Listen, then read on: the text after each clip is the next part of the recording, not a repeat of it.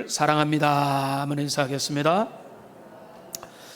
전도서가 이제 끝나가고 있습니다. 다음 주면은 이제 마무리가 되는데요. 오늘 전도자는 청년들에게 말씀을 주고 있습니다. 11장 9절에서 청년이여, 12장 1절에 보면은 너는 청년의 때에 청년들에게 주는 말씀입니다. 전도자는 노년이죠. 황혼기, 이제는 죽음을 목전에 두고 인생의 모든 것들을 거의 다 살고 달려야 할 길을 다 마치고 이제는 죽음을 기다리는 자로서 기회가 있는 청년들에게 주는 말씀입니다. 그런데 그렇다면 제가 이제 청년들 예전에 집회를 하거나 청년들에게 이 말씀을 당신들에게 주어지는 말씀이다라고 자주 전한 적이 있지만, 그러나 우리가 좀 더 이 말씀을 보면 누가 몇 살이 청년이냐라고 하는 질문을 우리가 던져볼 수 있습니다. 20, 30대 미혼이 청년부라고 이름하고 청년이다, 그거는 우리가 다 동의가 될 것입니다만은, 그러면 지금 전도자가 말하는 청년이 바로 그런 대상이냐라고 할 때 그렇지 않습니다. 전도자가 볼 때는 한마디로 말하면 자기보다 젊은 사람이 다 청년들입니다. 그러니까 기력이 있는 한 그들은 청년이다, 기회가 있다, 기회를 받은 자다라고 이야기합니다. 그런데 요즘에 청년의 범위가 점점 넓어지고 있거든요. 그래서 유엔 산하의 어떤 보고서에서 낸 거로 알려져 있는 그 보고서를 보면은 청년의 나이가 공식적으로 65세까지다라고 되어 있습니다. 그러니까 우리가 통념적으로 생각하는 20, 30대 미혼과는 훨씬 다른 청년, 기력 있고 선택할 수 있고 판단할 수 있고 행동할 수 있는 그 시간이 바로 청년의 기라고 말하고, 이거를 좀 더 성경적으로 말하면 솔로몬 지금 늙어 있는 이제는 죽음을 준비하는 자기보다 젊은 사람은 다 청년이고, 그러니까 당신들은 이 말을 들어라, 이렇게 보면 되겠습니다. 그러니까 오늘 이 말씀은 나에게 해당이 안 된다, 그렇게 볼 수 있는 분은 없어요. 왜? 우리는 다 발에 힘이 있어서 여기까지 걸어와서 입을 열고 찬양하며 예배 드릴 수 있기 때문에 여러분 기력이 있고 여러분 결정할 수 있고 변화될 수 있고 선택할 수 있기 때문에 그렇습니다. 근데 오늘 이 본문에 보면 제일 많이 등장하는 표현이 있는데 전에라고 하는 이런 표현입니다.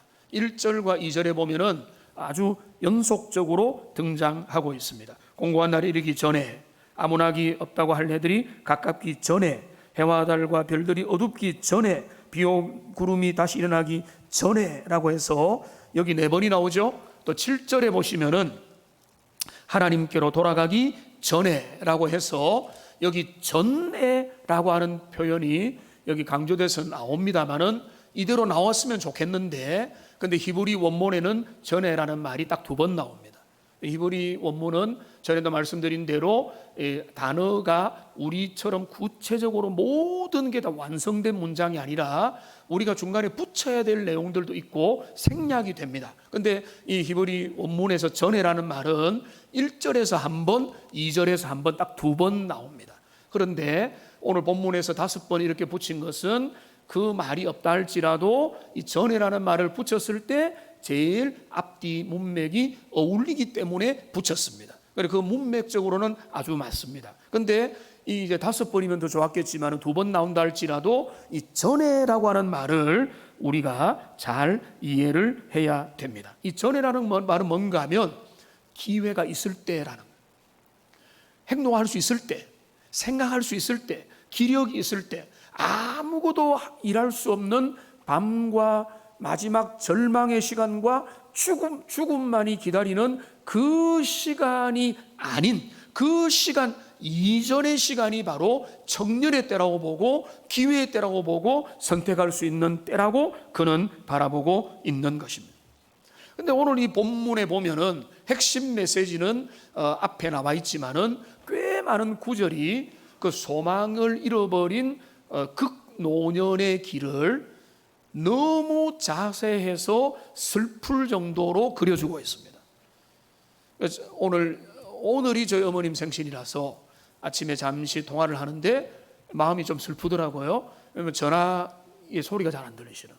요즘에는 잘 안 들려서 뭐 스피커폰으로 하기도 하고 이렇게 하는데 막 귀가 점점 어두워 가시는 그 모습을 보는데, 그래도 이제 걸어서 뭐 새벽에도 가시고 이렇게 하니까 아직 건강하신 편인데 이제 80을 바라보고 계시죠. 근데 우리가 가까이에서 멀리에서 주변에서 극노년기에 아주 그 기력이 없는 모습들을 우리가 이제 보게 되는데요. 우리 교회도 어르신들 중에 정말로 주일 전에 나와서 예배하고 싶지만 예배도 못 드리러 나오지도 못하는 분들이 계시니까 좀 안타까운 상황이죠. 근데 그 상황을 오늘 이 본문이 너무 구체적으로 근데 문학적인 표현을 통해서 상세하게 그려주고 있습니다.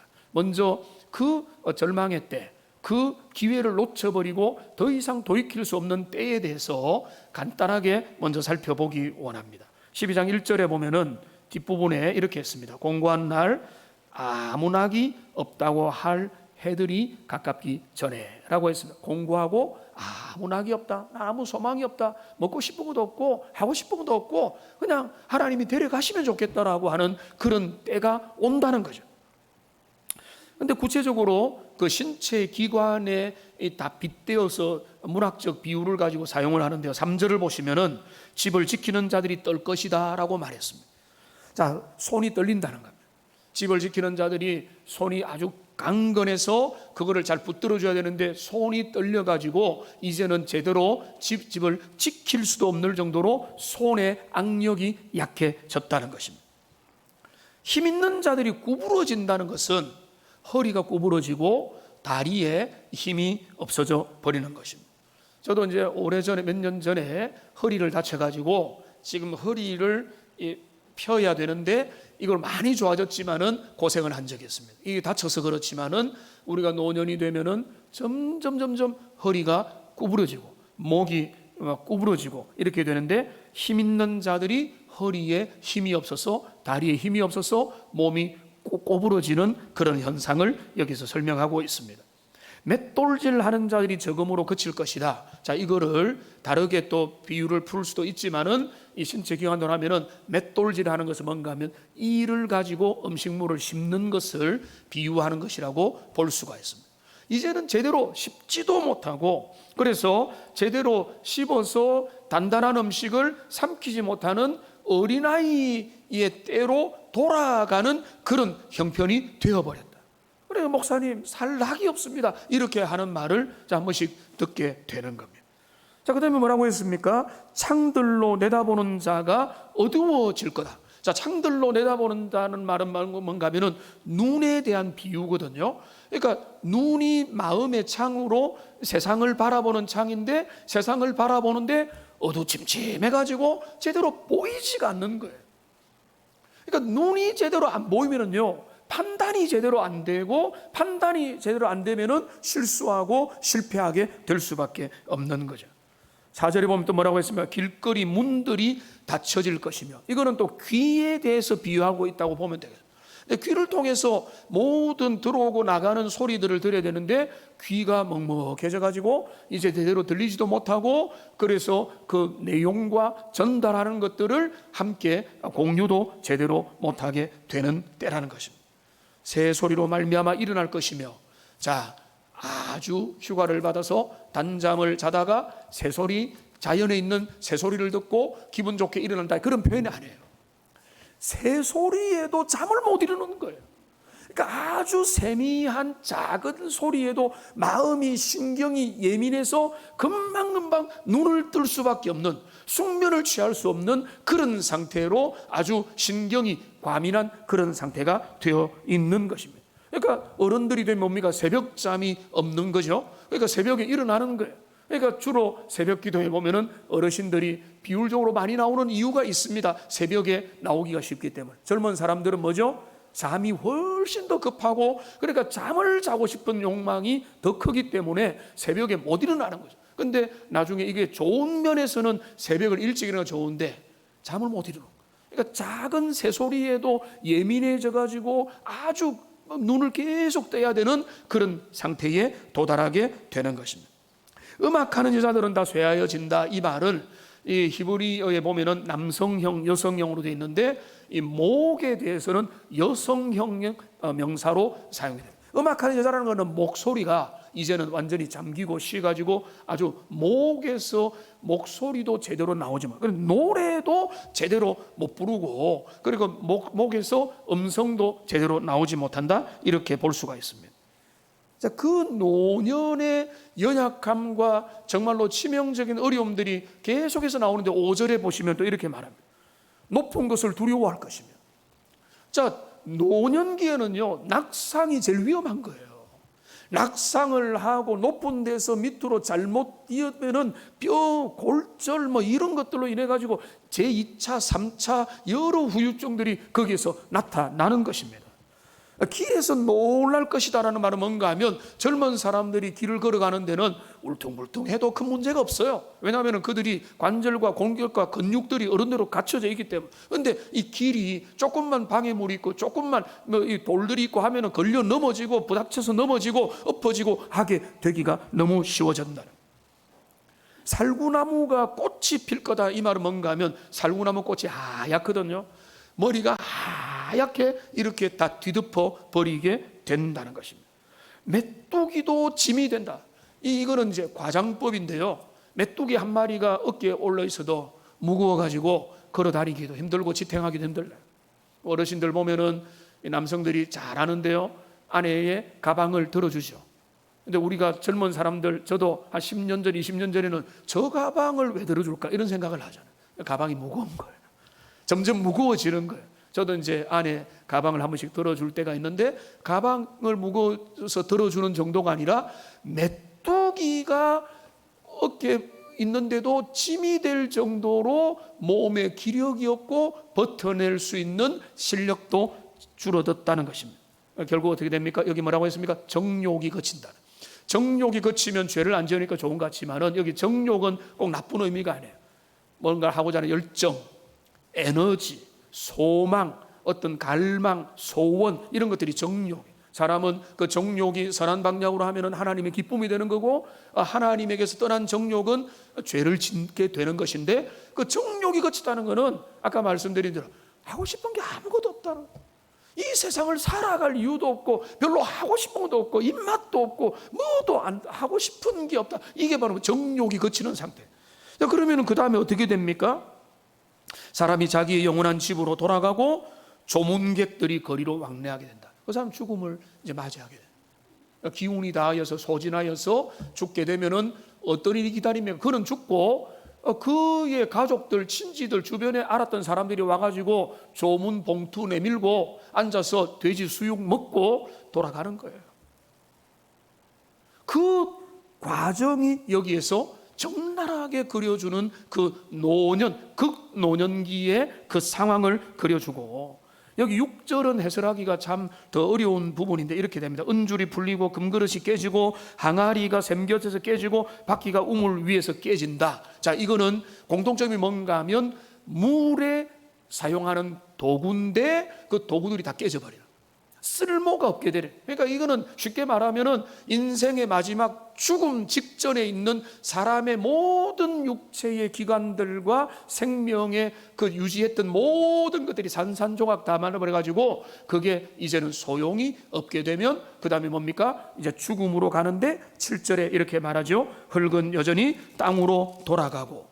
우리 주님이 범죄한 아담에게 뭐라고 말했습니까? 너는 흙이니 흙으로 돌아가라 라고 말했던 대로 흙은 땅으로 돌아가고, 영혼은 어떻게 됩니까? 그를 주신 하나님께로 돌아가서 하나님의 심판대 앞에서 영생과 영벌을, 천국과 지옥으로 주님 앞에서 모든 심판을 받게 될 것이다. 이게 인생의 길이다. 그 일이 있기 전에 라고 말하는 거예요. 여기 전에라고 하는 것은 너희가 기력이 없어서 아무것도 할 수 없고 어떠한 계기와 어떠한 변화와 어떠한 시도도 어떠한 모험도 어떠한 도전도 해볼 수 있다고 하는 그런 마음들이 다 사라져서 죽음만 앞두고 있는 그런 산송장과 같은 그 시간을 맞이하기 전에 라고 솔로몬은 이야기하는 거예요.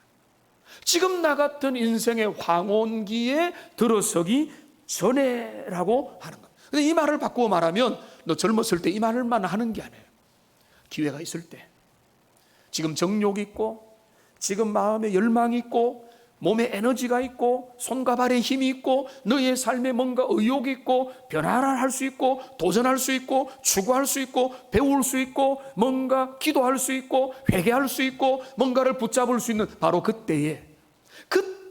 그때가 너희에게 주어진 때고, 그때 너희가 무엇을 할 것이냐, 전도자가 그 이야기를 하는 것입니다. 그러니까 기회를 놓치기 전에 주님이 주시는 명령을 붙들고 그거를 신중하게 해서 너의 인생을 살아라는 것입니다. 그런데 이런 말에 대해서는 젊은 어린아이들, 주일학교 아이들은 좀 장난 섞인 질문으로, 청년들은 꽤 진지한 질문으로, 어른들도 초신자들도 하는 질문들이 있습니다. 어릴 때부터 주님을 믿고 잘 이렇게 하나님 앞에서 교회 안에서 말씀을 들으면서 사는 생애와 죽기 직전까지 마음껏 살다가 마지막 막판에 예수님을 믿고 전국 가는 것과 그 인생의 차이가 뭐냐? 우리가 그냥 이 땅에 살다가 마지막 결정적일 때 주님 믿고 천국 가면 되지 않느냐라고 하는 그런 질문과 그 질문에 대한 생각들인 겁니다. 이 질문에는 그 전제가 뭔가 하면 나는 내 멋대로 살고 싶다, 이게 전제가 되어 있는 거예요. 그러니까 내 인생, 근데 그 질문에 대해서 대답을 말씀드리면은요, 제가 두 가지로 말씀드립니다. 첫째는 뭔가 하면 그거를 내가 선택할 수가 없는 거예요. 내가 나중에 어느 순간에 하나님 믿고 돌아온다? 믿음은 여러분의 것이 아니거든요. 여러분이 붙잡는다고 되는 것도 아니고 하나님이 은혜를 주셔야 되는 거예요. 하나님이 은혜 안 주시면은요, 내가 믿고자 한다고 여러분 결심으로 믿음이 생기는 게 아니에요. 그러면 내가 어느 순간에 주님을 믿겠습니다라고 선택할 수가 없는 겁니다. 그러니까 여러분 끝까지, 불신자들은 끝까지 마지막 순간에도 회개하지 않고, 어떤 분들은 복음을 전했는데도 죽기 직전에도 고개를 흔들면서 거부하는 거예요. 그러니까 믿음은 내가 언제든지 선택할 수 있는 게 아닌 겁니다. 그 다음에 두 번째는 뭔가 하면 그 차이가 뭐냐? 늙어서 아니면은 예수님 한편에 있는 그 강도는 바로 죽기 직전에 주님을 마음에 모셨고, 예수님이 네가 오늘 나와 함께 낙원에 있으리라고 했기 때문에 얼마든지 가능하죠. 언제라도 예수님을 믿으면 되는 겁니다. 그런데 그 차이가 뭐냐? 젊어서 하루라도 일찍, 몇 살이라도 일찍 젊은 날부터 주님을 믿는 자들은 그 인생을 가치 있게 사는 거예요. 의미 있게 사는 겁니다. 삶의 목적과 의미와 인생을 이 땅에 하나님이 살게 하신 그 한 목적적인 이유와 삶을 따라서 살아갈 수 있는 것입니다. 그렇지 않은 자들은 그 인생을 허비하고 마는 것입니다. 그래서 베드로전서 4장 3절에 보면은 성경이 이렇게 말씀을 하고 있죠. 우리 같이 한번 읽어보겠습니다. 너희가 음란과 정욕과 술 취함과 방탕과 향락과 무법한 우상 숭배를 하여 이방인의 뜻을 따라 행한 것은 지나간 때로 족하도다. 그러니까 이 구별을 알아야 되는 겁니다. 지금 이 질문을 하는 분들은, 속으로 이 질문 해본 적 있는 분은 뭔가 하면 나는 이방인의 뜻대로 살고 싶다는 거예요. 하나님을 모르고 내 마음대로 내 자유 가지고 누구도 타치받지 않고 내 뜻대로 살고 싶은, 그거는 뭔가 하면 창조주 하나님에 대한 생각들이 부족하니까 그런 생각을 하는 거예요. 그런데 어릴 때부터 하나님을 인정하고 주님의 뜻 가운데서 내 인생을 살아드리면 그게 너무나 귀한 거라는 거예요. 그러니까 여기 전에 너희가 기회가 없고 기회가 주어지고 어떤 소망이 있고 힘이 있고 에너지가 있고 건강이 있고 교회를 걸어 나와서 말씀을 드릴 이런 어떤 힘만이 있다고 한다면 여러분에게는 기회가 주어져 있는 것이다. 전도자는 그 말을 하는 거예요. 그러니까 여러분 모두에게 해당되는 것입니다. 갈렙한나 어르신에게도 이 말씀은 여전히 해당되는 겁니다. 나는 그러면 기회가 없네가 아니에요. 앉아서 말씀 들을 수 있는 모든 사람이 이 말씀에 적용이 될 수 있다, 이런 말인 것입니다. 이 말씀에 그러면은 그 전에 기회가 있을 때, 지금 이 자리에 말씀을 들으러 나왔을 때에 지금 전도자 솔로몬은 무엇을 기억하라고 말합니까? 그는 두 가지를 말합니다. 오늘 그 두 가지가 제일 중요한 거고 이것만 기억하면 되겠습니다. 첫째는 뭔가 하면 심판자를 기억하라는 것입니다. 심판자를 기억하라. 한번 옆에 있는 분에게 한번 말씀하십시오. 심판자를 기억합시다. 여러분 여기 11장 9절을 보십시오. 여기 이렇게 말하면 청년이여 내 어린 때를 즐거워하며 내 청년의 날들을 마음에 기뻐하여 마음에 원하는 길들과 내 눈이 보이는 대로 행하라. 이 말은 무슨 말입니까? 너 자유롭게 살아라 이 말이에요. 누려라는 겁니다. 전도서에서 계속 누려라, 즐겨라, 너의 삶을 살아라. 너의 삶이 순간이라도 너의 삶을 너가 미래를 확정하지 못하고 죽음의 문제를 너가 선택하지 못하고 결정하지 못하고 너의 삶의 미래는 하나도 너의 것이 아니지만은 그러나 너는 너의 삶을 살아라, 자유를 누려라. 근데 이것만 있으면 얼마나 좋아요. 근데 아니죠. 여기 뭐라고 했습니까? 그러나 심판자가 계심을 기억하라는 거예요. 이 모든 일로 말미암아 너를 심판하실 줄을 알라라고 말하고 있는 것입니다. 여러분 이게 너무나 어려운 과제입니다. 그러니까 지금 뭔가면은 두 가지를 다 주는 거예요. 너의 삶에 자유를 준다. 근데 그 자유의 책임도 있다라는 거예요. 자유롭게 살되 그 모든 자유는 대가가 지불된다는 것을 잊지 말라고 전도자는 이야기를 하는 겁니다. 이게 정말로 어려운 과제예요.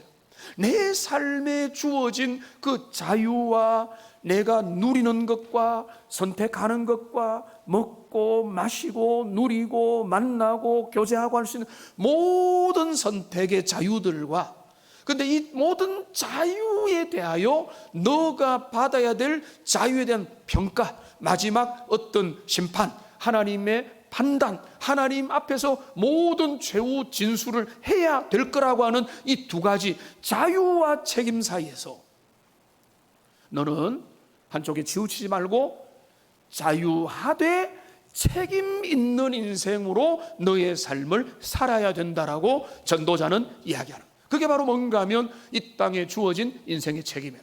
그게 심판자 하나님을 기억하는 겁니다. 우리의 삶은 내 멋대로 살고 자유롭게 살고 내가 방종하여 살고 내가 하고 싶은 대로 다 하는 내 인생은 내 것이고 내 자유다 여기로만 끝나버리는 것이 아니라 그 모든 자유의 한계를 지어서 자유를 가지고 뭘 할 거냐, 자유롭게 어떤 고상한 삶을, 어떤 의미 있는 삶을, 멋진 삶을 살 거냐로 그렇게 가는 멋진 자유를 가지고 멋지게 사용하는 사람이 있고 그 자유를 가지고 방종의 길로 가는 사람이 있는 거예요. 그러니까 여러분 우리가 북한과 달리 북한은 통제국가, 독재국가 소망이 없고 우리가 그 북한에서 살고 싶은 사람 있어요? 없잖아요. 그런데 남한은 어떻습니까? 자유 대한민국이죠. 모든 걸 할 수 있잖아요. 모든 걸 할 수 있는데 여러분 진짜 모든 걸 할 수 있어요? 모든 거 하다가 최근에 보니까 연예인들 보니까 마약 사범 이런 거 막 걸려가지고 모든 걸 하다가 이 완전히 실정법으로 바로 잡혀가지고 그 인생이 추락하잖아요. 그게 자유죠. 자유가 또 자기의 이제 법을 어기고 다른 사람에게 피해를 주고 범법의 길을 하면은 구속이 되는 겁니다. 그러면 결국 어떻게 됩니까? 감옥에 가는 거죠. 감옥에 간다. 감옥에 밥 먹여주는데 살 수 있지 않냐? 자유 국가에서 취할 수 있는 최고의 형벌은 뭔가 하면 자유를 인신 구속을 하는 겁니다. 구속을 하면은 그 사람이 할 수 있는 모든 자유가 통제가 되는 거죠. 그게 이제 감옥에서 감옥살이 하는 거예요. 감옥밥 마셔서 살만하다. 이거는 말이 안 되죠. 왜냐하면은 그 자유를 잃어버려요. 왜냐하면은 자유를 책임질 줄 몰랐으니까 대가를 지불하게 되는 것입니다. 그러니까 지금 전도자는 우리에게 두 가지를 다 주는 거예요. 좋은 거를 주는 것 같은데 너는 너의 인생은 자유다라고 말하니까 그러니까 여기에서 이 자유만을 생각하면 너무너무 좋고 우리는 뭐 행복하고 이런데 그런데 뭔가 하면 너의 자유에 대한 평가가 따르고 판단이 따르고 주님의 심판대 앞에서 최후 진술을 해야 되는 삶의 어떤 냉엄한 하나님 앞에 인생의 종말의 문제가 따른다라고 하는 이 양자를 기억을 하면서 그런데 너는 자유롭게 살아라 이렇게 말하는 거예요. 이게 어렵죠. 이렇게 사는 거야말로 최고로 성숙한 사람의 모습이에요. 그러니까 자유하되 스스로 심판주를 기억하며 내 삶을 책임지고 주님 앞에서 살아내는 것, 살아드리는 것, 이게 바로 주님의 사람입니다. 근데 이 균형을 잡기가 어렵기 때문에 사람은 자꾸 치우쳐요. 어떤 사람은 앞에 있는 이거 12장 9절에서 말하는 대로 눈에 보이는 대로 가고 싶은 대로 길대로 네가 하고 싶은 대로 마음껏 해버리는 거예요. 이게 자유야. 이게 하나님 우리에게 자유를 주셨으니까 자유롭게 가자. 자유, 그러니까 그 자유가 어디로 오는가 하면 방종으로 흘러버리는 거예요. 또 어떤 사람은 정반대로 이게 벌벌벌 떠는 거예요. 그러니까 한 달란트 받은 사람이 땅에다 그걸 묻어놔 버린 것처럼 이 자유를 가지고 어떻게 하다가는 큰일 날까 싶어가지고 율법에 매이고 하나님을 오해하고 인생을 오해하고 자신에게 주어진 삶의 기회들도 오해하면서 인생을 허비해 버리는 거예요. 그러니까 이 율법에 매여가지고 벌벌벌 떨면서 여기에 매여가지고 율법주의자가 되어버리는 거예요. 그러니까 어떤 사람은 자유가 지나쳐서 방종에 이르고 어떤 사람은 이 심판하시는 하나님을 두려워하면서 율법에 매여가지고 자유를 잃어버린 인생을 살게 된다. 주님이 원하는 것은 둘 중에 하나가 아니에요. 참된 자유자로서 주님을 의식하며 이 땅을 살아라는 거예요. 어렵죠? 어렵습니다. 우리의 실력으로 안 됩니다. 여러분의 교양으로 안 됩니다. 여러분 고등교육 받았다고 그거 해결 안 돼요? 그건 어떻게 되는가 하면 그리스도 안에서 복음으로 해결되는 거예요. 주님의 그리스도의 은혜가 나에게 임하고 복음이 내 안에서 온전히 능력으로 역사하면은 자유 하나 책임지고 자유 하나 매이고 은혜와 믿음을 따라서 성숙하고 섬기고 하는 쪽으로 가게 되는 것입니다. 이게 어려운 길이죠. 그러니까 주님이 우리에게 그 길을 걸어가기를 원한다. 한번 생각해 보세요. 젊은이들, 청년들, 앞날이 장창한 사람들이 내 인생 내 것이다, 자유다, 부모도 말리지 마세요, 건드리지 마세요, 오빠 언니도 건드리지 말고 선생님도 건드리지 말고 내 인생 내 멋대로 산다. 이게 오늘날 만연하는 세상의 자유의 법이잖아. 내 자유를 건드리지 마라. 여러분 그거는 너무나 위험한 거예요. 전도자는 이야기하는 거예요. 너 인생의 자유가 거룩하고 선한 법에 의해서 보존되고 제한되지 않는다면 너는 방종으로 빠질 수밖에 없다. 그러니까 너는 젊음의 때에 너에게 자유가 있대. 모든 것들을 할 수 있는 그 자유의 때에 너에게 하나님의 법이 주어진 것은 고마운 것이다, 좋은 것이라는 것을 기억하고 너가 이게 내 인생을 너무 얽매이게 만든다라고 오해하지 말고 우리 인생의 진짜 자유는 하나님 안에서 주어지는 참된 자유라는 것을 알면서 인생의 길을 걸어가라 라고 말하고요. 갈라디아서 5장 13절이 바로 그 이야기를 우리에게 하고 있습니다. 참된 자유가 무엇인지 같이 한번 읽어보겠습니다. 형제들아 너희가 자유를 위하여 부르심을 입었으나 그러나 그 자유로 육체의 기회를 삼지 말고 오직 사랑으로 서로 종로로 타라. 그러니까 신앙이 어리면 어릴수록 조금 경험하면 할수록 자유만 외치는 거예요. 그런데 그 신앙이 좀 더 나가면은 자유가 어디로 가는가 하면은 서로 종로로 다른 데로 가요. 다른 사람을 섬기고 인내하고 기다리고 이야기를 들어주고 존중하는 거로 가. 그게 자유, 성숙한 자유의 모습이 되는 것입니다. 그러니까 지금 전도자가 너희가 기회가 있을 때에, 젊었을 때에, 너희가 힘이 있고 에너지가 있을 때에 심판주를 기억하고 너의 삶의 자유를 누리되 너에게 주어진 그 길들을 걸어가되 하나님 안에서, 믿음 안에서, 진리 안에서 그분의 심판하시는 하나님의 불꽃 같은 눈을 기억하면서 너의 인생을 자유하되 그러나 주님을 생각하며 살아라. 이게 전도서의 결론이며 솔로몬의 진심이며 오늘 제가 여러분들에게 말씀을 통해서 전해드리고 싶은 하나님의 본질인 것입니다. 그 다음에 두 번째로 마지막으로 또 어떤 이야기를 하는가 하면은 먼저는 너의 심판자를 기억하라라고 했다면은 12장 1절에 보면은 너의 창조주를 기억하라라고 말하고 있습니다. 같이 한번 옆에 있는 분에게 이야기하겠습니다. 당신의 창조주를 기억합시다. 한번 인사하겠습니다. 여러분 이 말씀도 묵상해 보십시오. 너의 창조주를 기억한다는 게 뭐죠? 뻔한 이야기입니까? 그렇지 않죠. 창조주라는 것은 무에서 유를 만드는 거예요. 없는 데서 있는 걸 만드는 겁니다. 생명 현상은 가장 대표적인 것입니다. 그리고 그거 창조주가 만들었다면 만든 것을 끝장내는 것도 그분의 손안에 있다는 거예요. 그러니까 앞에서 우리가 전도서에서 우리의 미래는 우리 것이 아니라고 해요. 죽음이 어느 순간에 어떤 방식으로 다가올지, 오늘 밤에 우리가 집에서 자는 동안에 하나님이 데려가실지 아무도 모르는 거예요. 그게 바로 뭔가 하면 창조주의 주권이에요. 우리가 그거를 조율할 수가 없는 거라는 거예요. 그러니까 창조주가 생명을 일으키는 겁니다. Let it be. 무슨 말입니까? 있으라라고 있으라. 있으라고 하니까 뭡니까? 있게 되는 거잖아요. 창세기 1장을 보세요. 있으라고 하니까 다 있게 되는 거예요. 어떤 다른 조력이 필요가 없어요. 물질이 필요가 없어요. 주님이 그렇게 하신 거예요. 사람은 일부러 하나님이 흙과 영을 불어넣어서 그렇게 만들었지만은 하나님이 있으라고 하니까 있게 되는 것입니다. 그게 창조주의 권능인 것입니다. 그런데 여기 말씀을 보시면 뭐라고 하는가 하면 그냥 창조주가 계신다, 저 멀리 계신다, 저 넘어 계신다, 그분이 저 우주 몇십만 광년 너머에 있으면은 그 창조주가 계실 거다. 그럴 수 있지라고 생각한다면 여러분 초점을 완전히 잘못 맞춘 거예요. 오늘 이 본문이 뭐라고 했습니까? 한번 따라하죠. 너의 창조주,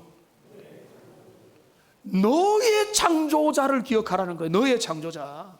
저 멀리 있는 과학에서 말하는, 신학자들이 말하는, 이론에서 말하는, 성경이 말하는 그 창조주가 누구냐면은 너의 창조자라는, 너의 창조자. 너의 인생을 창조했고, 그러니까 우리가 이 땅에 태어났잖아요. 수많은 여러 가지 확률들 속에서 말도 안 되는 기적으로 우리를 만드시고, 그 말은 뭔가 하면 우리의 죽음의 순간과 우리의 죽음의 상황도 주님이 그것을 다 결정짓는다는 거예요. 그게 바로 너의 창조자라는 거예요. 남의 창조자, 저 객관적인 창조자, 과학 어디 있는 그 창조자가 아니라 너의 창조자를. 이스라엘은 어려움 당할 때 그거를 놓쳐버렸어. 이사야 40장 우리 올해 표에도 나타나 있지만은 거기 보면은 그는 하나님 앞에 이렇게 한탄하는 겁니다. 내 길은 여호와께 숨겨졌으며 내 송사는 하나님 앞에 감추어졌다. 내 일을 하나님이 잘 모른다라고 할 때 지금 하나님이 이사야를 통해서 뭐라고 책망하시는가 하면 너는 알지 못하느냐? 너는 듣지 못했느냐? 너는 그거 모르냐? 너 어릴 때부터 그거 배웠지 않느냐? 너의 창조자가 계신다는 거예요. 땅끝까지 창조하신 하나님은 피곤하지 아니하시고 곤비하지 않으시고 명철이 한이 없기 때문에 무능함을 느끼고 인생의 한계를 느끼는 자에게 얼마든지 새 힘을 주실 수 있는 그 영의 새로운 기운을 창조하실 수 있는 분이심을 너희가 왜 그거를 못 붙드느냐라고 지금 하나님은 이스라엘을 향해서 가벼운 책망을 하시는 거예요. 너의 창조자를 기억하라는 거예요. 너의 창조자. 지금도 너의 삶을 이끄시고 너의 가정을 새롭게 하시고 교회를 새롭게 하시고 그 마음을, 심령을 새롭게 하시는 그 일을 하나님은 하실 수 있다는 거예요. 사람은 못해도, 조직은 못하고 회의는 못해도 주님은 그 일을 하실 수 있다라고 성경은 이야기합니다. 그게 바로 뭔가 하면 너의 창조자를 기억하라라고 말씀하는 것입니다. 여러분, 이것이 우리에게 중요합니다. 우리에게 믿음이 있다는 것은 하나님이 나의 창조자이심을, 우리 인생을 창조하고 우리의 생명을 창조하고 지금 우리가 육신으로는 힘이 빠지고 늙어가고 쇠약해지고 성경에 나타나는 노화 현상으로 어느 정도 단계별로 가고 있는 것 같다 할지라도 우리가 주님이 주시는 새 힘을 받아서 산다면 그 사람이 바로 하나님 앞에서 젊은 인생이 되는 것입니다. 그러니까 여러분, 이렇게 사람들은 말하죠. 세상에 나가보면 젊을 때가 좋다고 말하죠. 여러분, 젊을 때가 좋은 거는요, 젊음이 그 자체가 좋은 게 아니고 젊을 때가 좋다는 것은 기회가 있다는 거예요. 하나님 앞에 돌이킬 기회가 있고 주님의 뜻을 따라 살 수 있는 시간들이 주어졌고 아직까지 하나님의 뜻을, 마음을 받고 주님이 원하는 삶의 길로 결단하고 나아갈 수 있는 기회를 부여받았기 때문에 청년이여 라고 말하면서 너는 지금 그 기회의 때를 놓치지 마라고 이야기하는 거지, 젊음이 무조건 좋다는 게 아니에요. 탈무드에 이런 말이 있습니다. 어떤 사람은 젊어도 늙었고 어떤 사람은 늙어도 젊다라고 말했습니다. 여러분, 이 말이 맞는 것 같아요. 여러분, 제 몸무게를 재면 딸이 예전에 선물해 준 걸 보면은 체지방 지수하고 뭐가 또 나오는가 하면은 신체 나이가 나와요. 그래서 그걸 보고 내가 지금 내 나이에 지금 이 신체 나이가 어떻게 되느냐. 여러분, 마음의 나이도 똑같아요. 머리의 나이도 똑같아요. 우리의 삶의 나이도 똑같아요. 내 마음이 하나님의 은혜 속에 머물러 있으면 그 사람은 청년이에요. 우리 원로 장로님들이라도 그 마음 가운데 하나님의 은혜가 주의 성령이 나와 함께하면 그게 청년이라는 거예요. 근데 지금 20대인데 10대인데 30대인데 생각이 아주 아무 생각도 없고 그냥 세상 가운데 대충대충 의기가 없고 의욕이 없고 살림이 없고 낙담하면서 주님을 의지 않고 살아간다면 그 사람은 늙었다는 거예요. 육체적인 나이가 중요한 게 아니라 그가 무엇을 붙들고 그 생각이 무엇이며 그의 생각하는 바가 무엇이냐가 그의 젊음과 그의 청년기 그가 그거를 결정하는 겁니다. 이제 고인이 되신 여령 장관도 그가 이렇게 말을 했습니다. 젊음은 나이가 아니라 생각이 만드는 것이다. 자, 그렇습니다. 생각이 만든다는 것을 성경의 표현으로 하면은 우리의 영혼이, 우리의 내면이, 우리의 생각이 무엇을 생각하는가에 따라서 그 사람의 젊음이 가치가 달라지게 되는 것입니다. 그러니까 우리가 가장 힘써야 되는 것은 지금 우리는 노화의 현상을 막을 수가 없어요. 그리고 우리는 이제 죽습니다. 그러나 기력이 있는 동안에 우리 힘써야 될 건 뭔가 하면 계속해서 젊음을 유지해야 되는데 그 젊음을 유지하는 최고의 비결은 뭔가 하면 날마다 주님의 은혜 가운데 새로워지는 거예요. 그런 은혜가 여러분 모두에게 임하기를 주님의 이름으로 축복합니다. 시편 92편을 보면은 이 말씀 이렇게 나와 있습니다. 의인은 종려나무같이 번성하며 레바논의 백향과같이 성장한다. 여호와의 집에 심겼기 때문이다. 하나님의 뜻 안에서 잘 될 건데 늙어도 결실하며 진액이 풍족하고 빛이 청천한. 여러분 이게 뭡니까? 이게 청춘이라는 거죠. 젊었는데도 영혼이 메마르고 마음이 삭막하고 그 내면에 하나님의 빛이 없다면 그는 이미 늙은이에요.